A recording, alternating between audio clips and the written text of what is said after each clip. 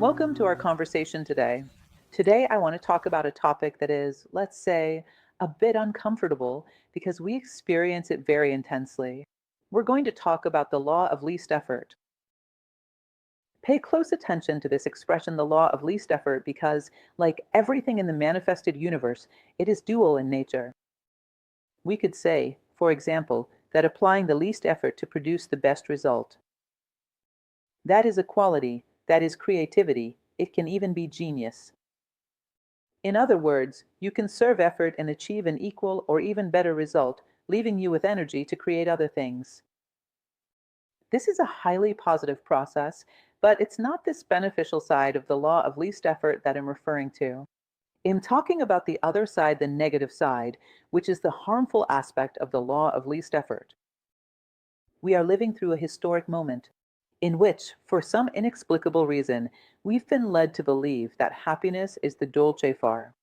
Niente, that is, do nothing.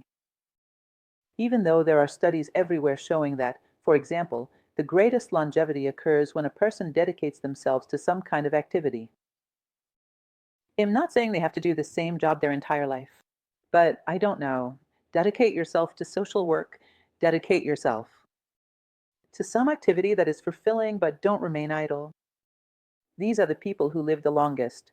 There are studies, for example, in Japan, in a particular region with a high number of centenarians, and in that region, people are always engaged in some activity for the community, for one another.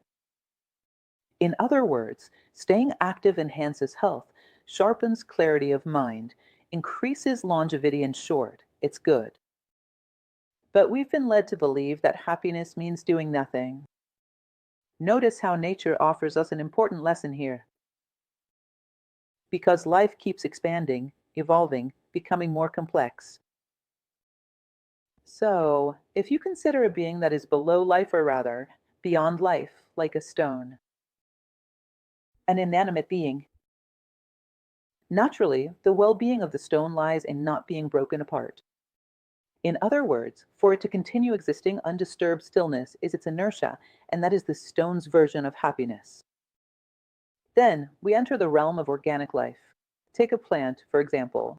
Its happiness lies in expanding, in absorbing energy both from the earth and from the sun, in being able to bear fruit, to reproduce. In other words, its happiness is entirely connected to this field of energy. The happiness of an animal is to survive well and to reproduce successfully. The happiness of a human being is a potential for extraordinary things. Even though we'll think that animals and humans are the same, it's clear that humans have a unique range of possibilities for finding happiness by helping others, by creating something beautiful, by building a harmonious family, a harmonious community.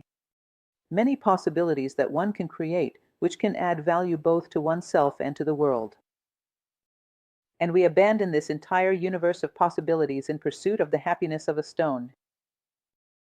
Notice how illogical that it makes no sense at all. It's thrown away the very best of what we have. Yet, despite that, this is the mindset we have today. Doing nothing is the same as being dead. And anyone who is alive is, in some way, doing something. Now, if there's no awareness, if there are no clear goals, one might be doing something that contributes to a cause. That he doesn't know, that he wouldn't want to contribute to, might be manipulated into working for things he wouldn't consciously choose to support. In other words, it's what I always repeat in my lectures. Either you're driving your own vehicle, your life hands on the wheel, knowing where you're going and at what speed, or you're in the back seat, blindfolded, being driven by someone you don't know, toward a destination you're unaware of. But one thing is certain, you won't be standing still.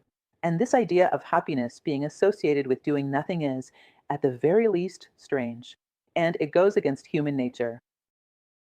So, there are certain things that we should stop to think about and question based on the ideas that are offered to us.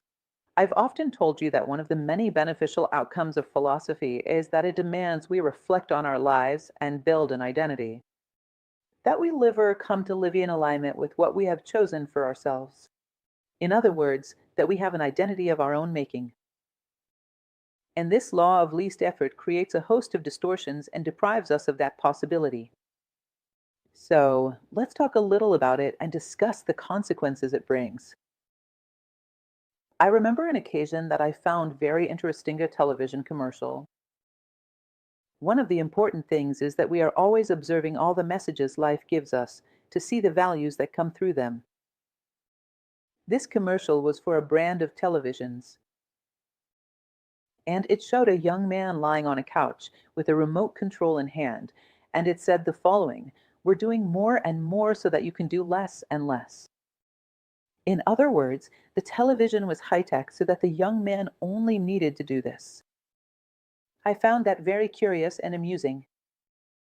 For heaven's sake, the advantage it offers is to make it so that a young person, in the prime of life, full of energy, only makes this one single movement. This reminds me of a moment when a friend, a very special person, showed me that painting of the creation of Adam by Michelangelo. And she pointed out how much effort God was making in that painting, reaching down to touch Adam's finger. And Adam was just a little lower, something like this. The only effort he had to make was this, and he didn't do it.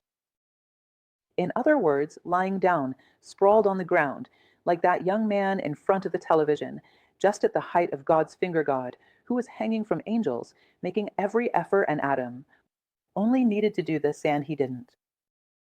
In other words, several illustrations, just so you can remember this idea, how much we tend to value doing less and less. Well, a process that I believe is important. One of the consequences we see today in education. In relation to this idea is that we'll raise our children to live in nature, according to the laws of nature. There is something that is inexorable, the law of action and reaction. This is, in fact, Newton's law. There's no way around it. Things generate a reaction that corresponds to the action we'll see. It is the law of karma, as described in Hindu philosophy. In every tradition, the message is essentially the same. So, what happens? We take a child, a teenager, and give them every privilege, every desire, everything they could possibly wish for, without them having taken any action, without having earned any merit to justify such a reaction. There is no requirement for them to earn any merit, nothing that corresponds to their age, nothing at all. Out of nowhere, sometimes even following behavior that was far from commendable, comes a wonderful reward. Naturally, this throws the child, the teenager, out of alignment with the laws of life. Because once they leave the environment you created, this small laboratory out there, people will not reward them for nothing. They will not reward them for inappropriate actions. And so, they become misaligned with the laws of life. And they are constantly generating frustrated expectations, constantly throwing tantrums that go unanswered. Notice that this is a harmful pattern that can cause lasting damage and imbalance in this human being throughout their life. In other words, to educate is to align with the laws of life. This is one of the ideas that the law of least effort has planted in our minds. The greatest gift we believe we can give to young people, children, and adolescents is to offer rewards without requiring any merit from them. In other words, the path of least effort. This is closely tied to our concept of well-being and happiness, but not even from the perspective of well-being. A person who is completely inactive does not experience true well-being. It begins to generate negative mental patterns, and we know this can even be harmful to one's health. We are living in a historical moment where we are well aware of the importance of physical exercise and maintaining the body in good condition. In other words, the law of least effort is not beneficial on any level. We'll return to this topic shortly. Continuing on. If you imagine. Another consequence of the law of least effort is an idea that has become very fashionable in today's society. I know some will criticize me for this, but if there's one thing that, from a philosophical point of view, I simply cannot accept, it's reward without effort. Doing almost nothing and stumbling upon something that gives you money without any work. Of course, there is a law of compensation within society. If you receive a great reward for little merit, then for that equation to balance, someone somewhere must be putting in a lot of merit and receiving little in return. Because otherwise, where would that wealth come from? Where would those resources come from? Things don't come out of nowhere. Rabbits don't come out of hats unless you've put the rabbit in there yourself. This is very common in today's world. Notice that, without us even realizing it, this generates a level of amorality. It means accepting to gain at the expense of someone else's loss. Don't think the math is any different. This is the math. The universe, our planet, our ecosystem. It's a closed equation of energy. If too much goes to a place that hasn't earned it, then too little goes to a place that has. In other words, if without merit, I receive rewards, you can be sure in your conscience that someone with merit is not receiving the reward they deserve. Because otherwise, that wealth wouldn't exist.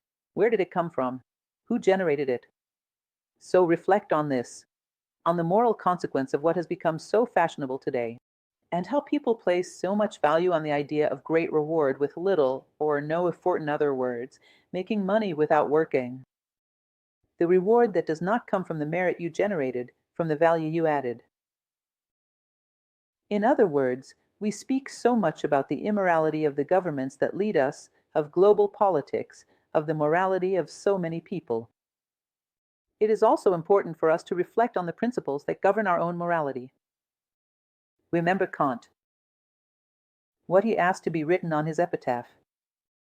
Two things I saw throughout life that filled me with awe: the starry sky above me and the moral law within me.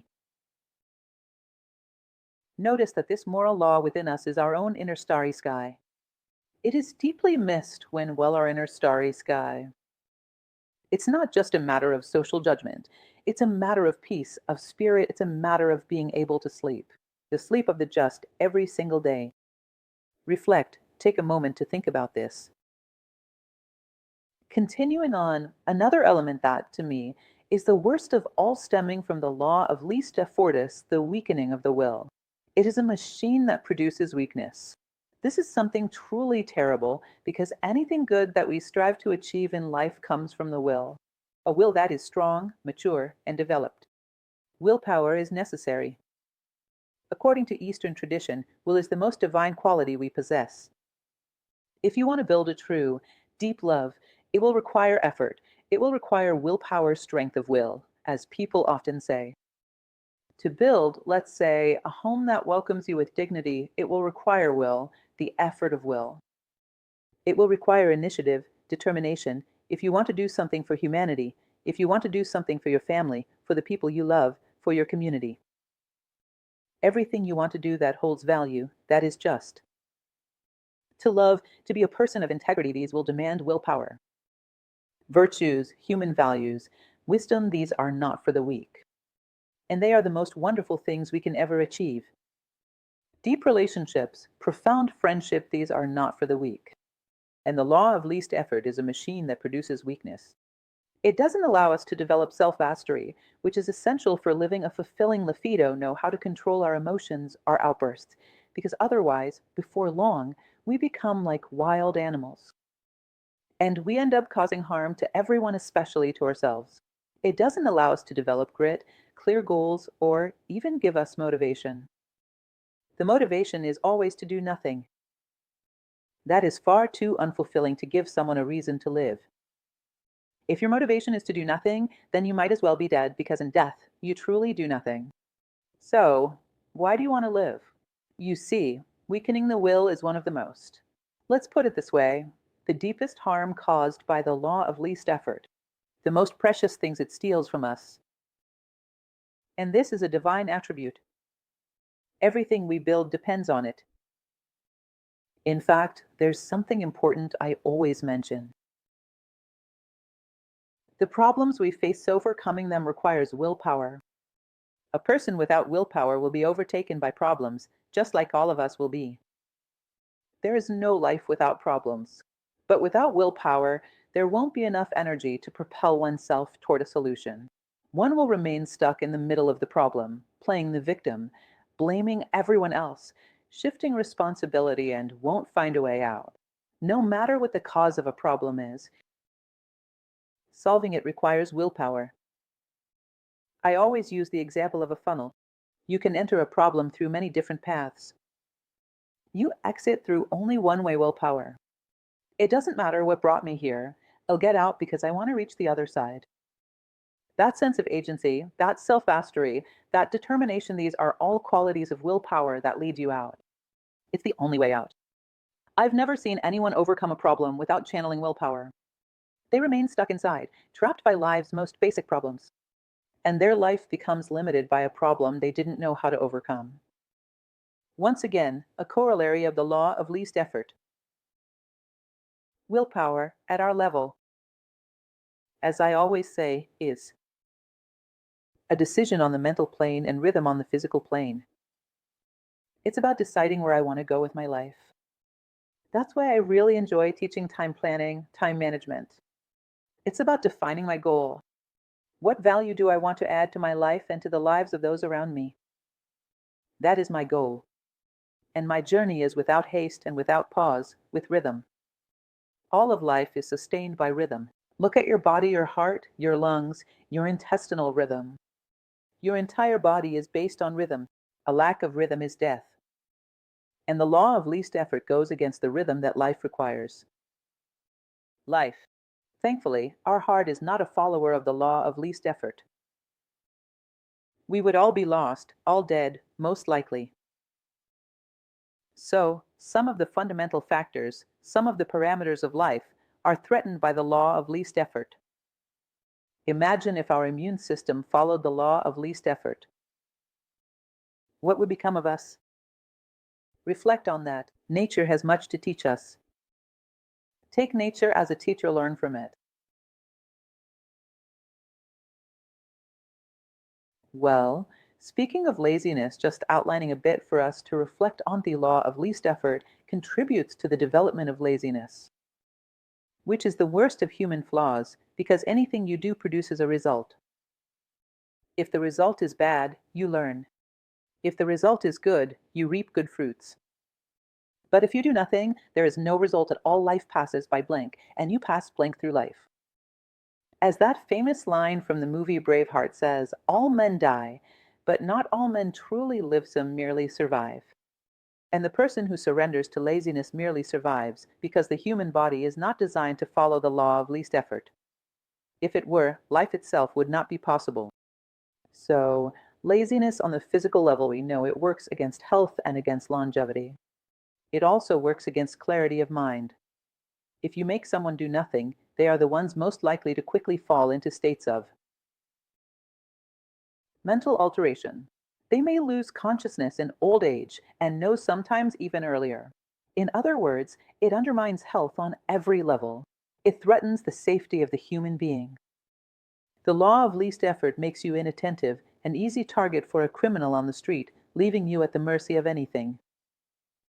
You lack the willpower to control your attention and maintain a certain level of conscious awareness to know where you are, what you're going through, and the precautions you need to take. In other words, it leaves you in an unsafe situation. And it also causes significant physical harm. Beyond promoting minimal effort, it degrades the quality of everything you do, of everything you bring into the world. Even your love becomes poor in quality. Loving well takes effort. Your parenting is of poor quality. Raising children well takes effort. In other words, it destroys your physical life. And if we move on to psychological life, what happens then? There's little nuance and depth in your emotions. Loving deeply takes a lot of work, as we just mentioned, a great deal of isolation. It takes a lot of work to relate well with people. You have to cultivate temperance, empathy, and commit yourself to a relationship for it to truly flourish. Friendship, which is one of the most beautiful aspects of life, it ends here.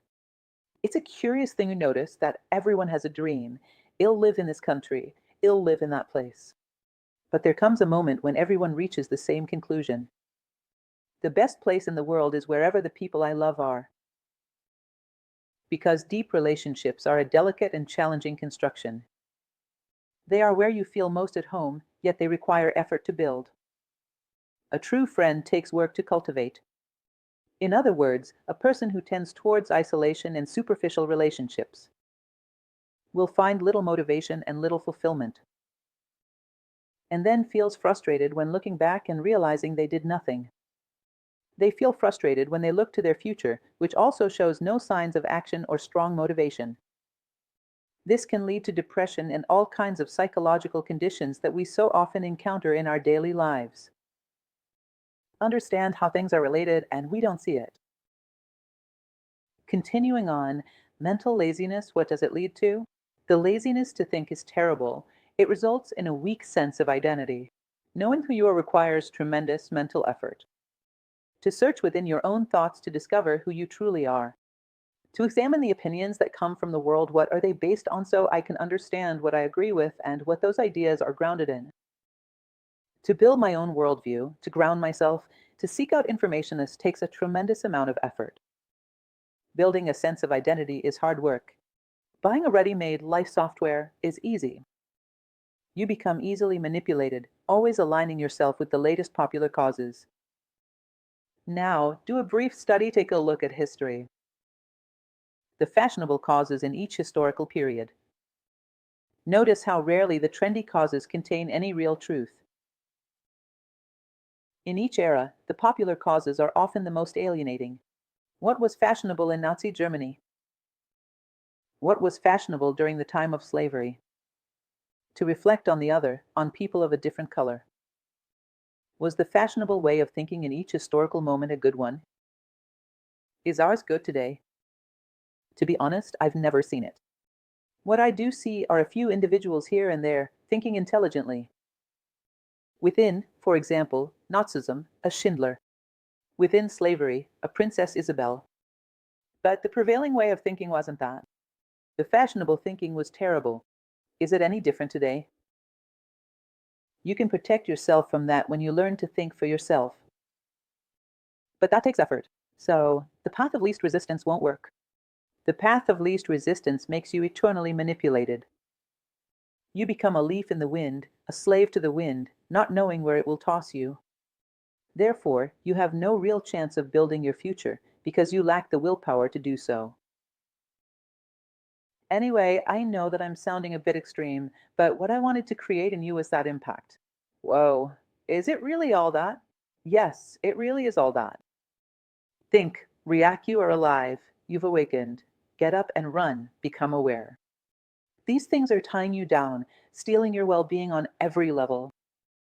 There's a story I really enjoy telling for those who have attended my storytelling lectures. You've probably heard it several times, but I'll summarize it here because it's very important in this context. It is said that there was a king who had 3 dreams. In the first dream, he saw himself sitting on his throne, and there were foxes running all around the throne room. Foxes running in every direction. He summoned all his advisors and asked them what the dream could mean. None of them had a satisfying answer. So he ordered proclamations to be spread throughout the kingdom, announcing that he would give a sack of gold coins to anyone who could interpret the dream. And there was a very poor woodcutter who saw one of those proclamations and said, "Wow, it would be wonderful for me if I knew what that dream meant." "I'm poor, so miserable. That sack of gold coins would allow me to live a dignified life." Then a bird comes, lands on a branch, and starts talking to him. He gets startled. "A talking bird?" And the bird says, "Yes, I speak, and I know the meaning of that dream. And I can tell you. If you agree to share the reward with me, half of the sack of gold will be mine." Is that clear? That's perfect. "Half a sack of gold is better than none," said the woodcutter. And after hearing the bird's answer, he went and told the king. "Look, those foxes running through your hall represent betrayal. The atmosphere in the kingdom is filled with treachery. So, your majesty, be careful." The king found the answer marvelous. "Isn't that right? I've been sensing that myself." "You're remarkable," he said, and gave the sack of gold to the man. As the woodcutter was walking back, he thought, why would a little bird want gold? One of these coins is the size of the bird. What is he going to do with it? This little bird is deceiving me. What does he really want? With this, he'll take a different path and won't give him anything. And he kept the entire sack of gold for himself. But then the king had another dream. By that time, the woodcutter had already built himself a small house and was living a better life. The king dreams that, as he sits on his throne, a massive sword is hanging from the ceiling above his head. He becomes deeply frightened by this and says, I won't even call my advisors, they don't know anything. Call the guards and have them summon that woodcutter. Go and bring me that woodcutter, because he is the only one who understands, to interpret the king's dreams. The soldiers go across the land, knock on the man's door, and when he opens it, he's startled. The king had another dream. He's summoning you to appear before him. He's frightened. What'll do? Disobeying a royal order is punishable by death. So he says, all right, then you tell me. The dream give me until tomorrow to think about it, because right now, all of a sudden, I can't think of anything. And tomorrow, he'll be in the king's presence. They agree, and so it is done. He, deeply ashamed, runs into the forest. He goes in and begins to lament. The bird comes again. He says, I'm sorry, I deceived you. It was a terrible thing, but I promise you, this time it will be different. The king had another dream. Really? Tell me about it. He tells the dream, and the bird explains its meaning to him. Now you come back here and share it with me. The reward. The reward now was 2 sacks of gold. And the woodcutter, quicker than ever, goes there and says to the king, look, this dream means that the atmosphere of the kingdom is filled with violence. You must be cautious, because at any moment you could be subjected to violence. The king is amazed. Wow, your help is priceless. I'm going to give you 2 sacks of gold. You actually deserve even more. And the woodcutter walks away. On the way, he thinks, that little bird is taking advantage of me. It does nothing, just sings on the branches, and I'm the one who comes here twice. Damn it. It keeps acting like it's helping. It'll get back at that bird, it's making a fool out of me. So he goes to the meeting spot and picks up a stone behind his back.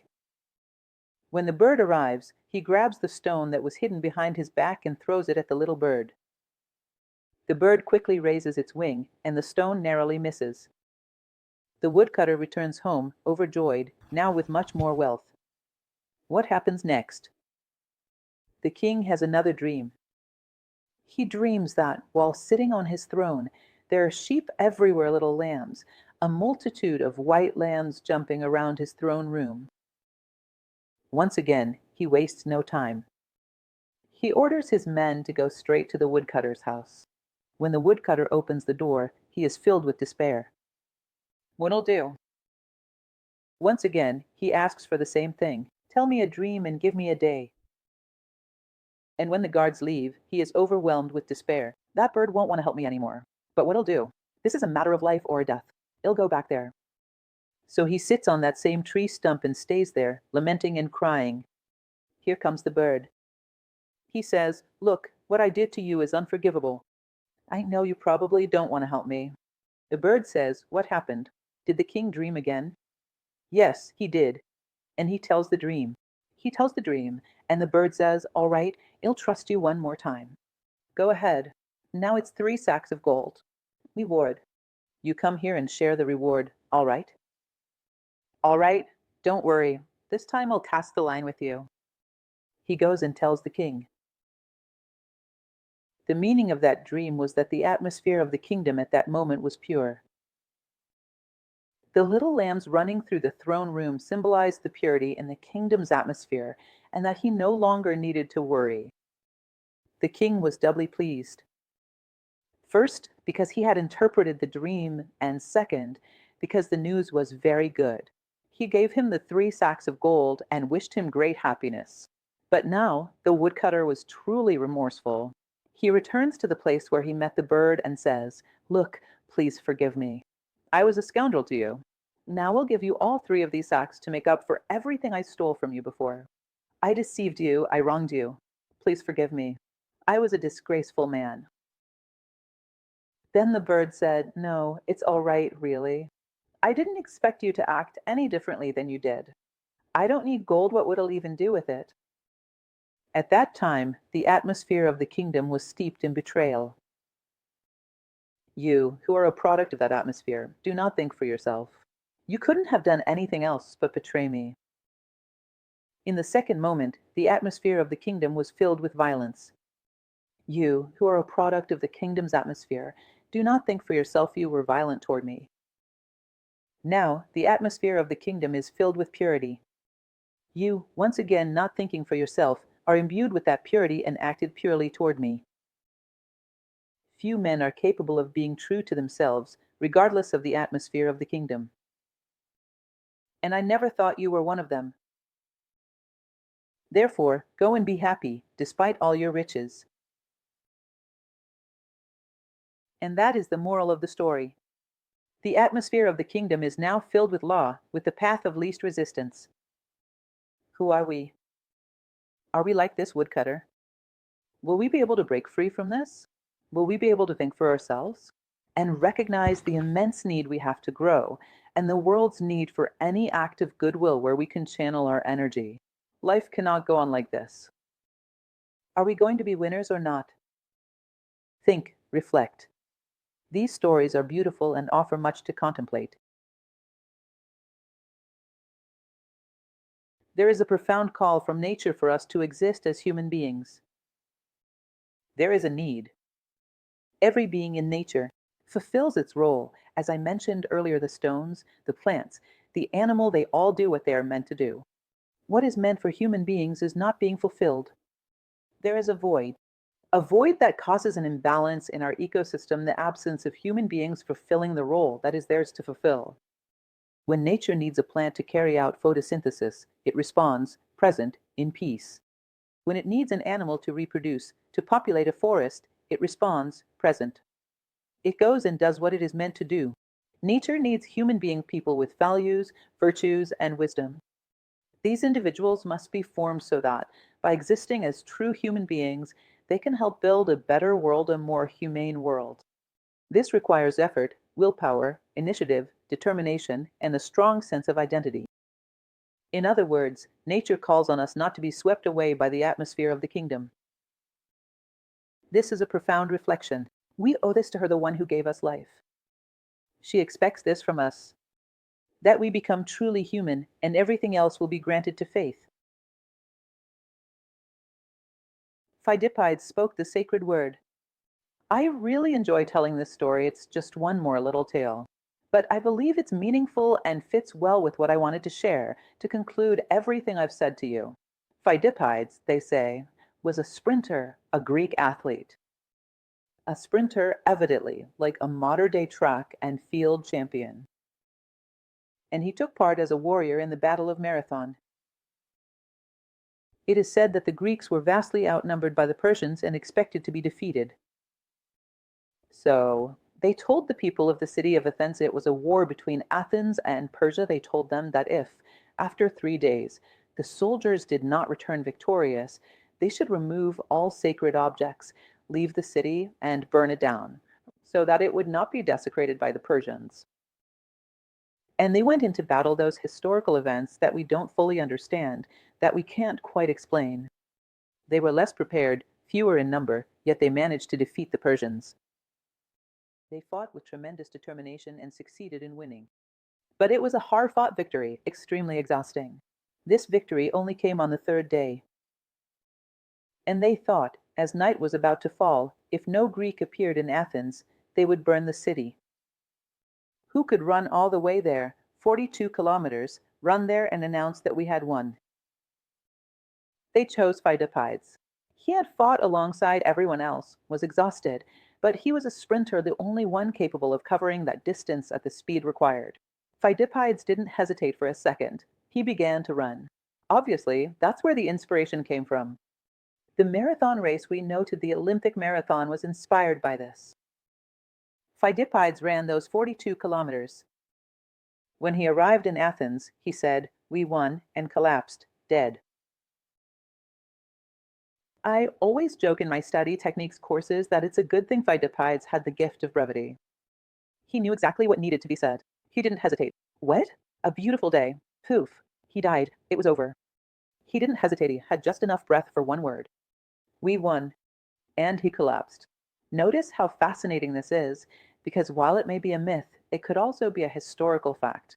I'm not sure about its accuracy, but it's a wonderful story, which is very meaningful to us.